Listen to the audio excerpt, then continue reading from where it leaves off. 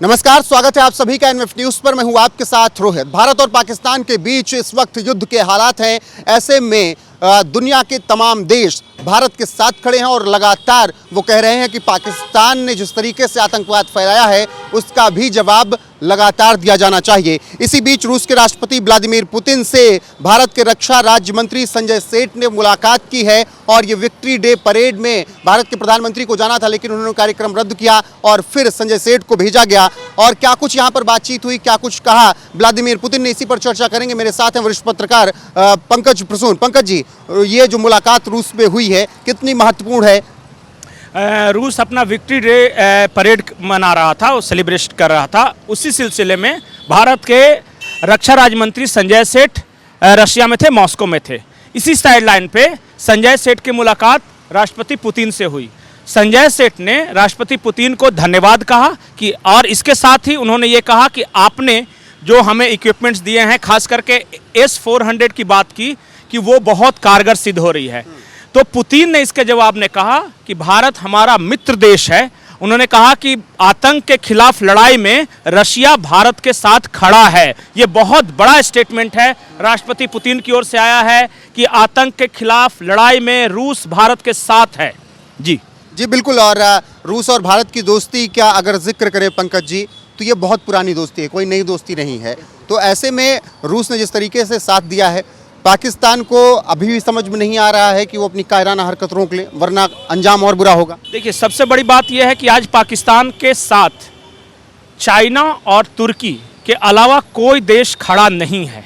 चाहे रशिया हो, अमेरिका हो, यूरोप के देश हो, ऑस्ट्रेलिया हो, जापान हो, जितने भी देश हैं सभी ने भारत के पक्ष की सराहना की है। इतना ही नहीं, इजराइल जैसे देश ने खुलकर भारत का साथ दिया है और इजराइल सेलिब्रेट कर रहा है। जिस तरह 7 तारीख को भारत ने ऑपरेशन सिंदूर किया, उसके बाद जो मारा गया उनका जो आतंकी राउफ असगर, उसके बारे में तो इजराइल और अमेरिकन मीडिया भारत की भूरी भूरी प्रशंसा कर रहे हैं और वहां से थैंक यू मोदी जी कहा जा रहा है। तो कोई भी ऐसा देश नहीं है दुनिया का सिवाय तुर्की और चीन के जिसने पाकिस्तान का साथ दिया है। और चीन के बारे में भी एक महत्वपूर्ण बात मैं बता दूं, चीन ने अभी तक खुलकर ये नहीं कहा है कि पाकिस्तान के साथ है। उन्होंने सिर्फ ये कहा है कि दोनों देश संयम बरतें। इसका मतलब रूस इसका मतलब चाइना फूंक फूंक कर कदम रख रहा है, वो बैलेंसवादी रवैया अपना रहा है। और हमने हर बार देखा है जब जब भारत पाकिस्तान के बीच युद्ध हुआ है तो पाकिस्तान को हमेशा से ये उम्मीद थी कि चीन उसका साथ देगा, लेकिन 71 में भी चीन ने साथ नहीं दिया, करगिल वार में भी चीन ने साथ नहीं दिया। 1965 की लड़ाई, जब 1962 की लड़ाई हुई थी, चाइना से हम हार गए थे, बहुत दुश्मनी अपने चरम पे थी। इसके बावजूद 1965 में भी पाकिस्तान का साथ नहीं दिया था चीन ने। ये गौर करने वाली बात है। बिल्कुल पंकज जी, आपने जिक्र किया उस आतंकवादी का जिसको 7 तारीख को मारा। ऐसे में अमेरिका और इजराइल तारीफ क्यों कर रहे हैं, भारत को धन्यवाद क्यों कह रहे हैं? देखिए, राउफ असगर जो आतंकी था उसने डैनियल पर्ल की हत्या की थी। पत्रकार डैनियल पर्ल थे, वाशिंगटन पोस्ट में काम कर रहे थे। वो अमेरिकी नागरिक थे, न्यू जर्सी में उनका जन्म हुआ, भले उनके माँ और बाप दोनों यहूदी थे। तो अमेरिकी नागरिक की हत्या की थी राउफ असगर ने। इस वजह से अमेरिकन खुश हैं, अमेरिकन डिप्लोमेट्स ने भारत को थैंक यू कहा है। और जहाँ तक इजराइल की बात है, यहूदी मूल के होने का कारण डैनियल पर्ल की हत्या हुई थी। और जिस दुनिया में कहीं भी अगर किसी यहूदी की हत्या होती है तो मोसाद एक्टिव हो जाता है। मोसाद के लिए ये मोस्ट वांटेड आतंकी था। मोसाद का काम भारत ने किया है, इसलिए इजराइल कह रहा है थैंक यू मोदी। बिल्कुल। और पंकज जी, जब 9 तारीख को प्रधानमंत्री को आज रूस में होना था तो प्रधानमंत्री ने कहा कि नहीं, स्थितियाँ इस वक्त ऐसी हैं कि मुझे देश में होना चाहिए। फिर युवा के रक्षा मंत्री राजनाथ सिंह जाएंगे। फिर उसके बाद कहा गया नहीं, उनका भी होना भारत में ज़रूरी है। फिर संजय सेठ को भेजा जाता है। तो एक तरफ हम भारत में लड़ाई लड़ रहे हैं, दूसरी तरफ रिश्तों को भी बरकरार करने के लिए सरकार पूरी तरीके से प्रतिबद्ध है। और सबसे बड़ी बात कि रूस इस चीज़ को समझ रहा है। जब भारत ने बताया रशिया को कि हमारे यहाँ इस तरह के हालात हैं, प्रधानमंत्री जी और रक्षा मंत्री जी नहीं आ सकते, लेकिन हम आपके साथ हैं और हम वहाँ शामिल होना चाहते थे, तब रूस की तरफ से कहा गया कि ओके, हम इस बात को समझ रहे हैं कि जिस तरह तनावपूर्ण स्थिति है पाकिस्तान के साथ, ऐसे में आप दोनों का आना संभव नहीं है। लेकिन संजय सेठ गए, वो रक्षा राज्य मंत्री हैं और भारत ने अपना रिप्रेजेंटेशन दिया वहाँ पे। इस तनावपूर्ण हालत के बावजूद ये बहुत महत्वपूर्ण है। इससे ये पता चलता है कि रूस को भारत कितना सम्मान देता है और रूस के साथ भारत खड़ा है।